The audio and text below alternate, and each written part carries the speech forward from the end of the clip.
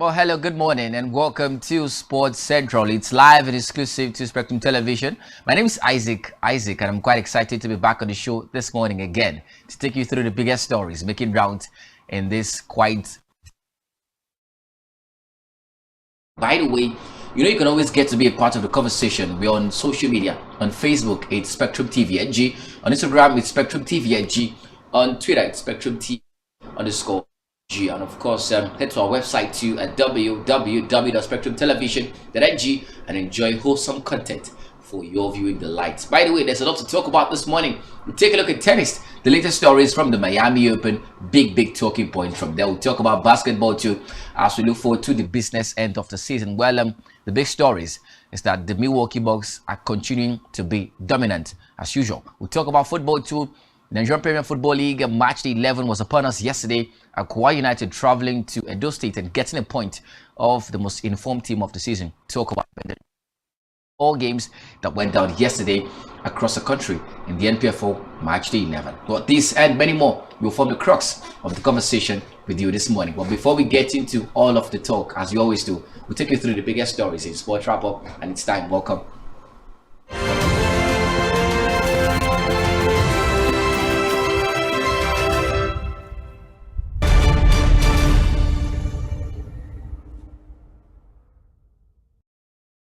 Well, tennis is where we begin the conversation this morning. For the first time in 10 years, Sorana Sistia will play in the semi-finals of a WTA 1000 event after the unseeded Romanian upsets number 2 seed and reigning European champion Aryna Sabalenka in Wednesday's quarterfinal in the Miami Open.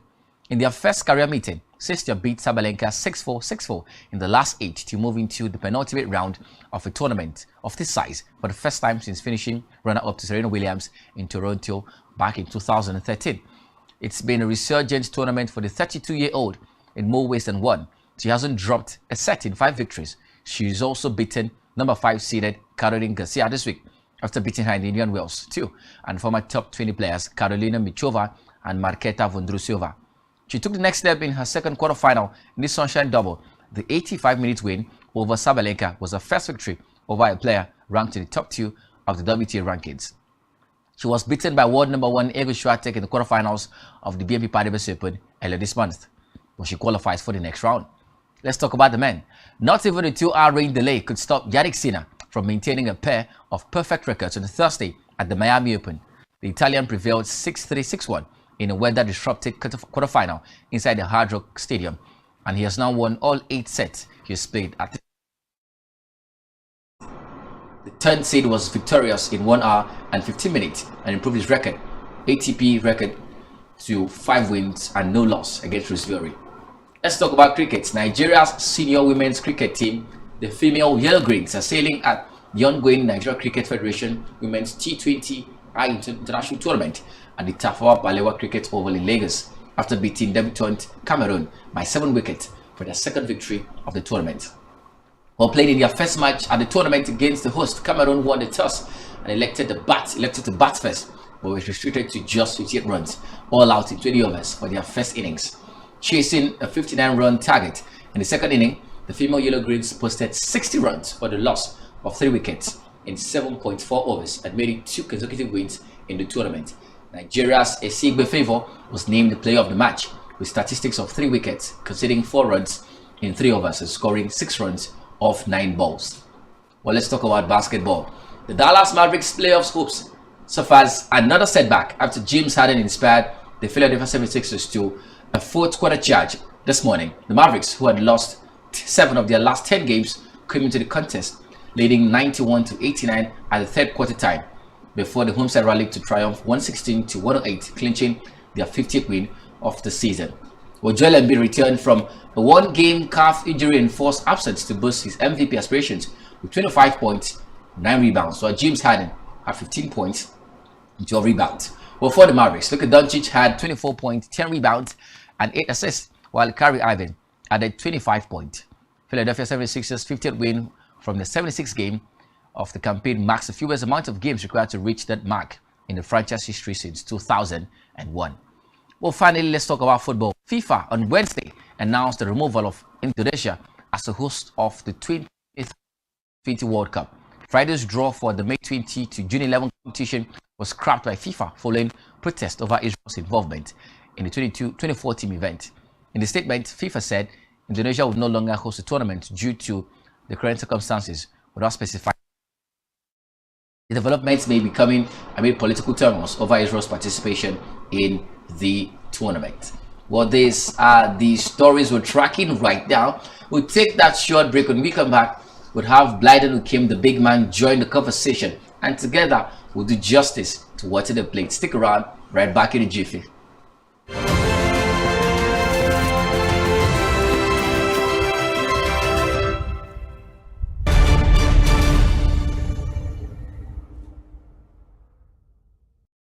Two of the biggest stars in the entire NBA going head-to-head as Luka.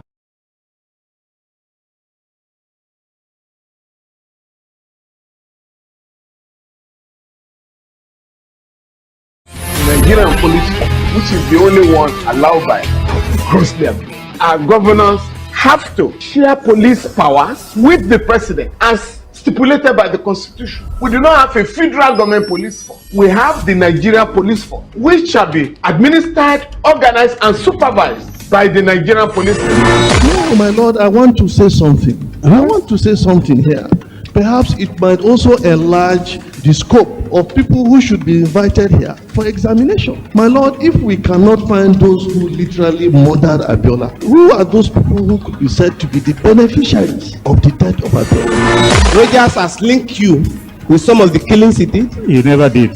He linked you with the attempted murder of Hebrew. He did not. My lord, the Matters Council is leading the evidence in our matters. Is this an adversary proceeding? It's not, my lord, but we can't be talking about cases which are in court. Is this an adversary proceeding? It's not, my lord. These cases are in court, my lord. I'm just reminding you, lordship. My lord, sorry, my lord, I think I'll be in cross examination. Legally Speaking, a program that deals with legal issues and questions we face as citizens of this amazing country, Nigeria. Legally Speaking. Join us every Friday from 5 p.m. to 6 p.m. for Legally Speaking. One truth not often told is about the transformation that Africa has undergone in recent decades. Africa is shaping its own destiny and should be referred to as the African opportunity. On Spotlight Africa, we paint the African picture the African way, laced with truth, detail, and the color of the African continent. Join Uyai Anyekan every Tuesday and Thursdays at 4:30 p.m. Spotlight Africa, telling the African story.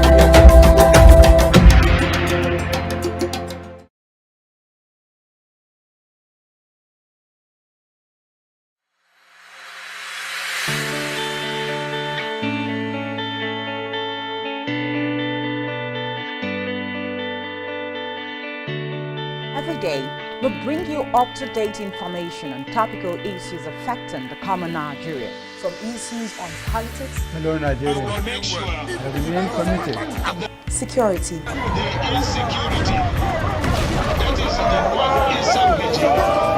education, health, lifestyle, and so much more. Join Janice Kobum and Uyai Anyeken every weekday from 7 a.m. to 9 a.m. on Rise and Shine Daily, exclusive on Spectrum Television.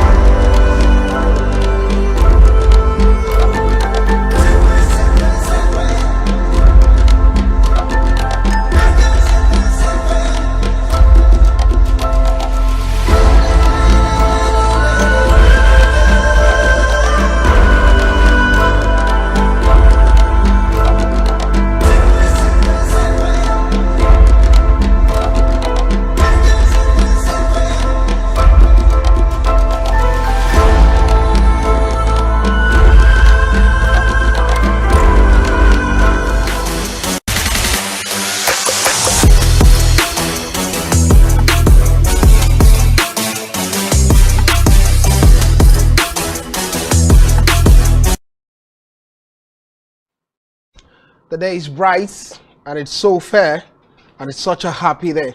The men are ready. The boys are actually ready for action.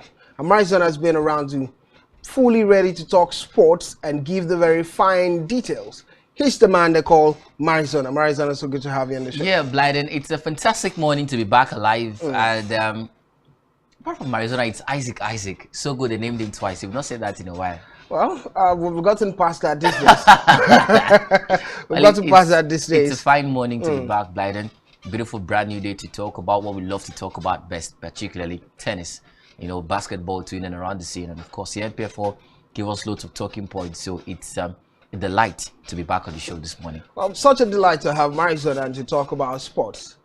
In tennis, they say it's March of Madness.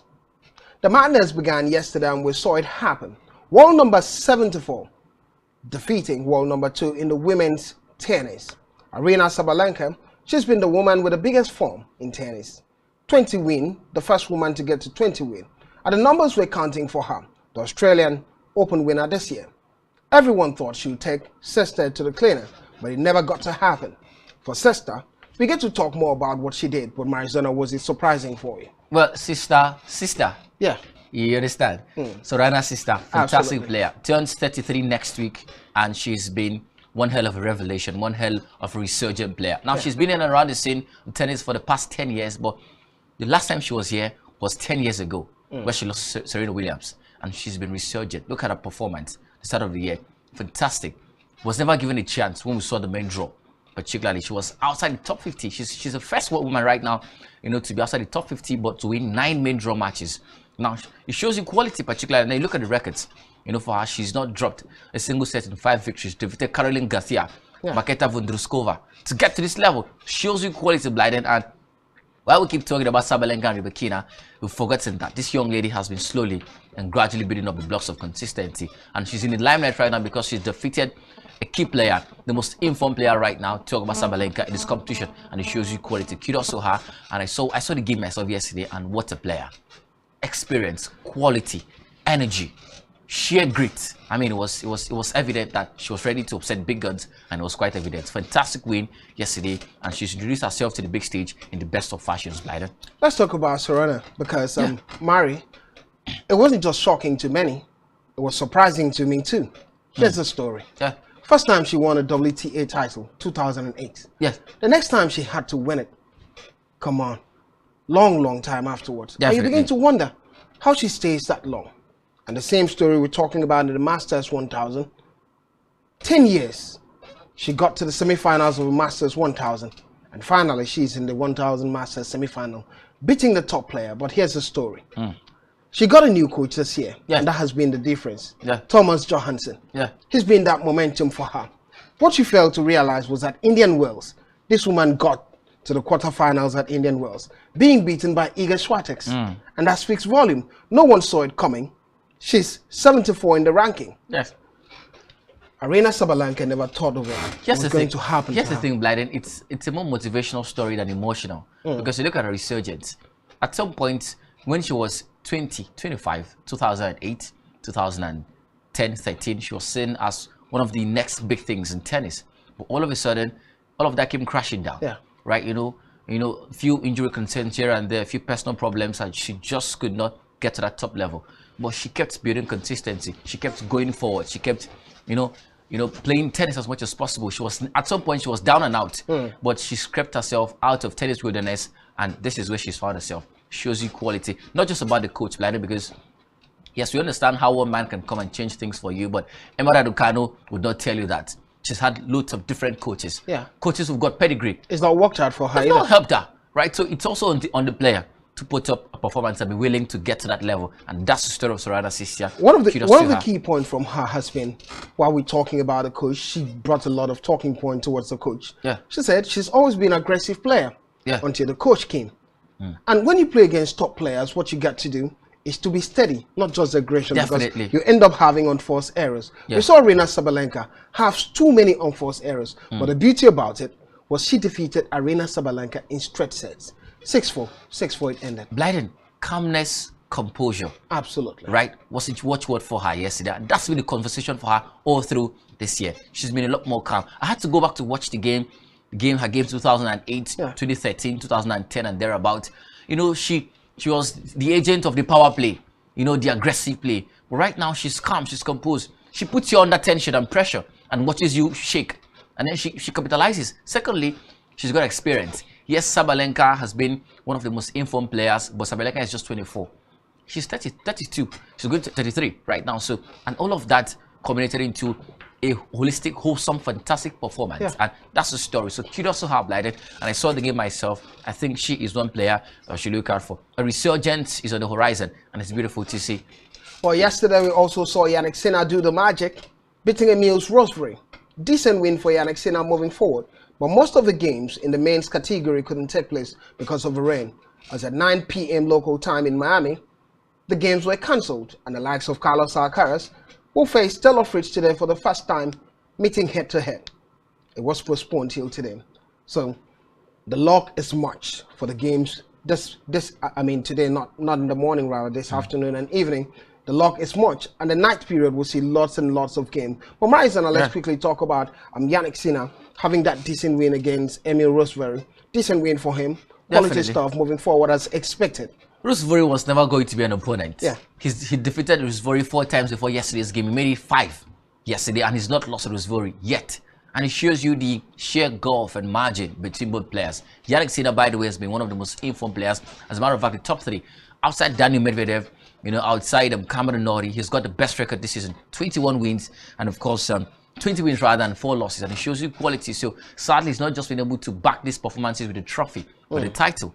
But of course, if you want to talk about an informed player, a man who understands what it means to win games convincingly, it's this man. He's won all 8 sets in Miami so far.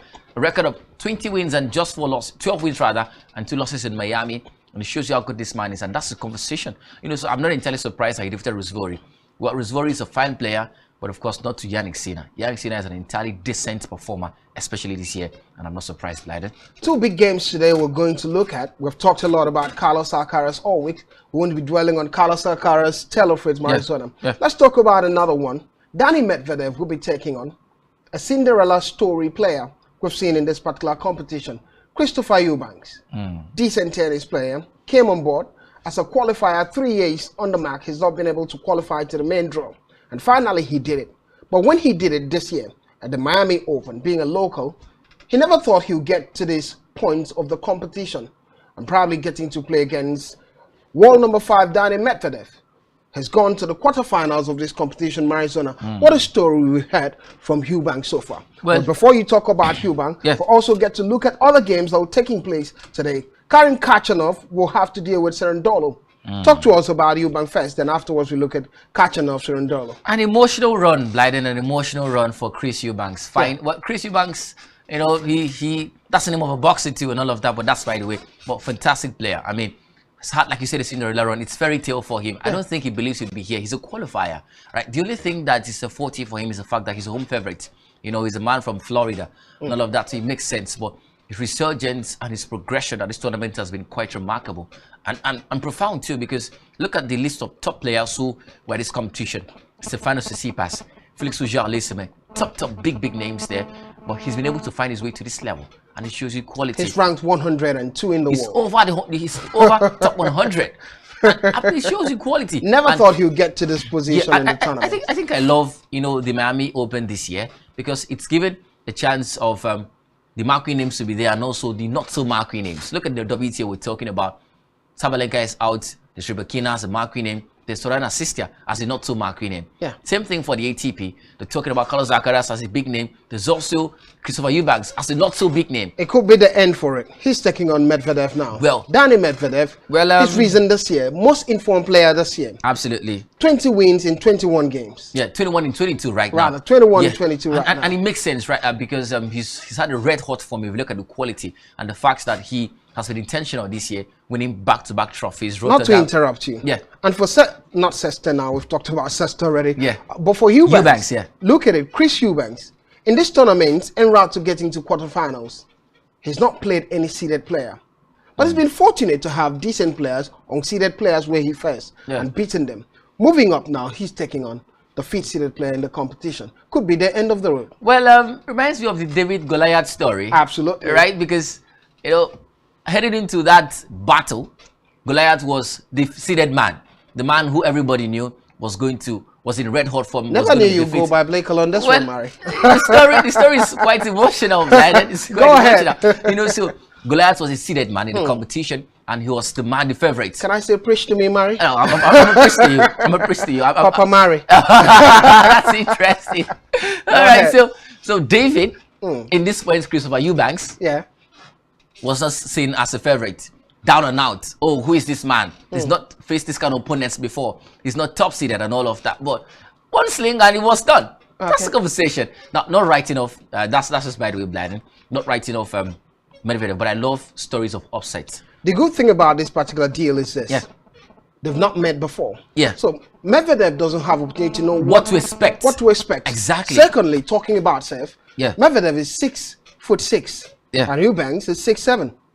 So I think they evenly match, apart from the fact that Medvedev has one been is experienced, consistent. the other isn't. Definitely, but I think it's a chance for Eubanks to face a top opponent. Yeah. Definitely. So even if he gets to lose his game today, he'll be proud that he's faced a top class opponent. And I also believe that his rankings will get high a little bit at the end of this competition, but he's been a fantastic player. For Danny Medvedev, obviously he's a favorite into this competition. He's won back-to-back 3 at the Indian Wells, was good enough, but just could not get it to the back, sadly. You know, lost to the eventual finalists right there. But then, we're talking about Eubanks here, and I would love to see the story of an upset in this game, but it's quite unlikely. But the game should be exciting, Blyden. It would be an exciting game, and the biggest you could think of. If Eubanks get to create a shocker, it would be the biggest shocker in this particular competition, the Miami Open. Well, let's get to talk about the big one too, and the biggest stories that could happen. We know that Karen Kachanov would take on Serendulu, the Argentine. We're going to talk about the outcome of that when we return tomorrow. A big talking point would be in NBA. James Harden has been the one turning up to the party for the 76ers, and quite decent the way he's playing. He was the man who turned up to the party, did the magic against the Dallas Mavericks. Look, Murray, it's been concerning for the Dallas team. When we talk about the Dallas, we saw the trade deal that happened. Yeah. Kyrie Irving hoping to lock horns and join with the big man. What's the name now? Luka Doncic, yeah. Luka Doncic. Yeah. But since they've joined, it's been 14 losses in 20 games. Disappointing. And Kyrie says he was shocked. He never expected it would be like this. That now they'll be struggling to see if they can qualify for the play-ins before thinking about the playoffs. Yeah, quite sad, Blyden. And one of the reasons why I'm not entirely a fan of the mid-season trade deals, because it's basically disrupts. Surprising to hear excuses from you now. You said it was the best deal that happened at the time. Yeah, I was thinking. Now you're talking about mid-season deal. Yes, the thing, Blyden. I love it when I see teams go intentional in bringing in big names. Okay. Now, the powers that be at the Mavericks saw that Luka Doncic was the only man. He needed support, and they brought in one of the biggest of names, Kyrie Irving, to the team. You know, but sadly, it's not worked out for him, and I'm wondering why. Because it still looks like the team still relies on Luka Doncic. That's what I wanted to hear. Yeah, because wondering why. Yeah, you know, I'm worried too, because he posted 24 points yesterday, was the biggest performer on the night, but then Kyrie Irving barely rise up to the occasion. Absolutely. And that's a conversation, you know, over time. But let's see what happens, you know, going forward. But let's forget about the Mavericks. Let's talk about the winners. The 76ers. Yeah. They were a decent team again this morning. James Harden leading the charge, double digits in points and assists, showed quality. Joel Embiid continues to push that MVP conversation, put up a fine performance too. 25 points for Joel Embiid. Massive. You know, continues to push that conversation, and of course, fantastic for the team entirely. But then let's see what they do at the playoffs, Blyden. I love what I'm seeing from 76ers. Yeah. This is their 50th win of the season in 75 games, and it makes sense, particularly. So it's a decent record for a team who never began the season on a fine note and all of that, who struggled last season too. So it's good to see these two big names turn up very good and come up clutch for the side. But holistically, for the Mavericks, the struggle continues. Let's talk about a team that's done something decent this year. It has to be the Sacramento Kings. It's called a 16 years hiatus. 16 years, they've not been able to qualify for the playoffs. And finally they did it, and didn't find Star Arizona. Blyden, 16 months. The longest wait in the history of the NBA for qualification for the playoffs. Well, right now it shows their Kings. They've finally shown the royalty, and it makes sense. It makes a lot of sense. If you ask me, fantastic stuff. Domantas Sabonis has been a consistently decent performer for the side. We're talking about De'Aaron Fox too. Fantastic. Those two players have been the fulcrum, you know, in charge of the success of this Kings side so far so good. And kudos to them. Had a fine win against the Portland Trailblazers yesterday. It was a 120, and they couldn't even let the Trailblazers get to points 100. And it shows you quality. You talked about 100. Couldn't get to 90. Oh, 90? Yeah. 80. I think it was quite one-sided. Dismantling. But it was interesting to see. Well, here's the beauty of it, Marisol. Yeah. Since Saturday, they could have qualified for the playoffs. It was all about them having a decent result and also hoping the Timberwolves had some losses as well as the Clippers. Yeah. But this time around, it had to be on their own terms. Yeah. Winning it. The Timberwolves had lost, the Clippers won, but it didn't matter at this time. Made sense. They won it in fine way. But let's also talk about Donovan Mitchell. Yeah. Was at the losing side of the game yesterday. Was a one-sided encounter. You know, he was barely you know, effective for the team, and I wondered why particularly. Timberwolves. Maybe and all of that too. But let's look at what happens with Sacramento Kings now. Yeah. Remind me of a typical Cinderella story. You know, they've gotten to this place they've not been in 17 years. So let's see what happens with what they do with that opportunity. But it's good to see them get back to where they belong. Let's talk about the homecoming for the big man, KD. Yeah. The return. There's been this conversation about Kevin Durant says that trade deal, playing the first game at home, the debut they call it. But it never happened because of those injuries. And this season, Kevin Durant has gone through a series of injuries. But finally, he had an opportunity, came off the bench. Not at some good points in this one. And we could see the Phoenix Suns having a decent win, 107-100 over the Timberwolves in this one. And it makes a lot of sense. Devin Booker had massive 29 points at the end of it. But having Kevin Durant return and showing class made a lot of sense. You could see the Suns shining, blinding, shined over the Wolves, and the Wolves were too blind. Absolutely. Right. So it was fantastic to see, you know, Kevin Durant, that 10-game absence due to an injury layoff and all of that. The long-awaited homecoming was fantastic. Had 16 points on the night, and it was a good way to introduce yourself to your new home fans. Made sense. But Devin Booker would always be the big name. 29 massive points again came through for the side. And the likes of Chris Paul being Chris Paul was good too. Chris Paul was fantastic. You cannot take it away from him. He's been a good performer. Sadly, he's not been consistent, but when it comes good, he comes good for the side. Fantastic player, you know, for the team. The record stands at 41 wins and 35 losses for the Phoenix Suns. They're also chasing a chance of qualifying for the playoffs. It's quite shaky because there are loads of competition, you know, ahead of them and behind them. But with the way they played yesterday, not many games left. Yeah, not many games left. 4 games in the Western Conference, 6 in the NBA regular season. Yeah, but you look at the fact that the competition is quite intense. Yeah. You know, you look at the teams just behind them. They're also pushing, also chasing. So any single loss you get right now might be tantamount to dropping